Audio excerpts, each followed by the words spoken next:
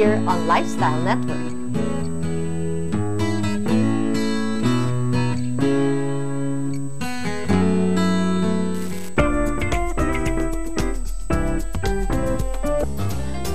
Today, we find out from hands-on moms how we can partner with our children's teachers in bringing out our little ones' full potential.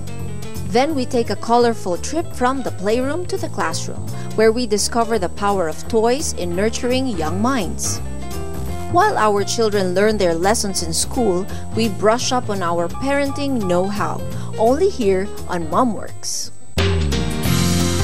Find out how it's like to have a child with special needs. Sometimes think about like your childhood and maybe a part of it was lost because you were training. You have to involve yourself with your children. Take so much from us, but eventually we reap better results. Try to examine how this affects your children. Tama po ba? It's not too late. Go for it.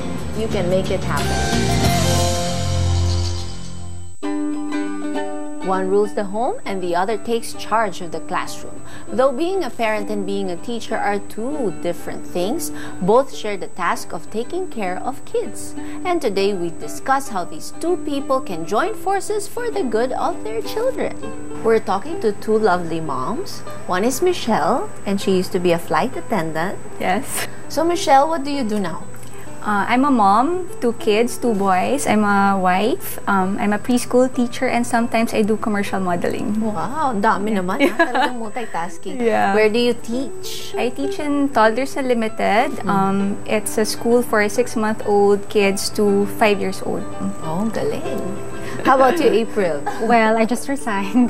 So I'm a stay-at-home mom for the last couple of months. And you love it? I love it. I'm spending so much time with my daughter, my son, talking to them, getting to know what they want, what they like this summer especially. So how do you divide your time? I mean, between teaching and then being a mom in the same school? Actually, it's really easy and fun because I go to school with my kids. It's just that they can't be my students, of course. So that's we go to school policy. together, yeah. And I prefer it that way, of course. What are some of the main concerns of teachers when dealing with parents? Well, of course, it's very important that you have open communication so that you can set the same goals for your child. Because the more focused you are with the same goals, the more secure the child will be, and he'll feel more motivated to do better, not just in school but also at home. So I don't know if you'll agree with me, but I find a lot of parents feeling like, you know, I'm sending my children there and I'm paying for their education, so you might as well deliver, you know, a certain kind of But you have to because parents sometimes they tend to compare their kid with other kids. Like for example, like how come my kid can't do this yet, and this other student who can do this already? You know, you really can't compare your child with other children because each child is different. So some children learn really fast, and some they need more time. So parents should really be open about that. And so we cannot blame the teacher if our children are not succeeding in a certain subject or area, right? And you know, follow-up at home is really important. So that's why, like in our school where I teach, we give them like updates and like whatever we do in school, like the topic, so that there's follow-up at home. So it will be more consistent.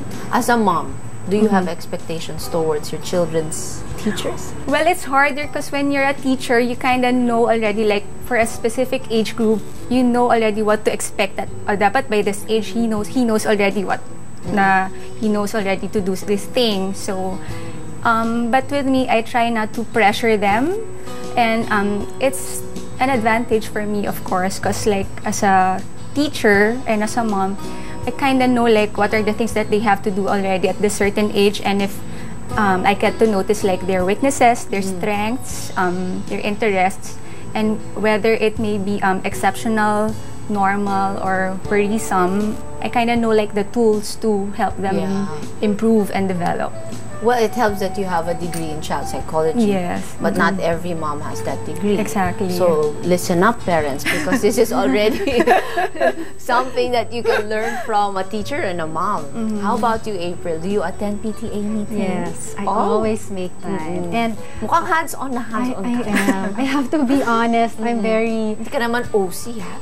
Slightly. Like, I'm the type who will make an appointment with a teacher, an individual appointment, if I see that there's concern. But I'm not OA, like, you know, I let the teacher be. I know she's or he is doing what needs to be done. It's more of, it's a partnership. So I feel like, for example, when my son had this low grade in an exam in Filipino, so I felt like I had to talk to the teacher, like, you know, if I can help him. It's not to berate the teacher. It's more of, you know, maybe I can help him out too. So you talked to the teacher, you make an appointment. I did. I went there. I actually asked my boss, you know, I need like an hour to go out of the office because you can't expect the teacher to wait for you after work, right? So I asked for permission and then I talked to the teacher. It was very short, like a 30-minute meeting. And there, she was very accommodating and she actually was happy, glad that I was concerned enough to go and talk to her and be open-minded about what she was saying. After hearing both a mother and teacher's perspectives on how to make the most of our child's education, it's time to ponder on one of the greatest parenting mysteries of all time. Why some kids behave quite differently in school than at home. When we have this like parent-teacher meeting and I would like brag about their child, like, you know, she's so behaved, she listens really well, she's sharing her toys, and they would give me this look like, are we talking about the same kid? Don't miss this exciting discussion on MomWorks.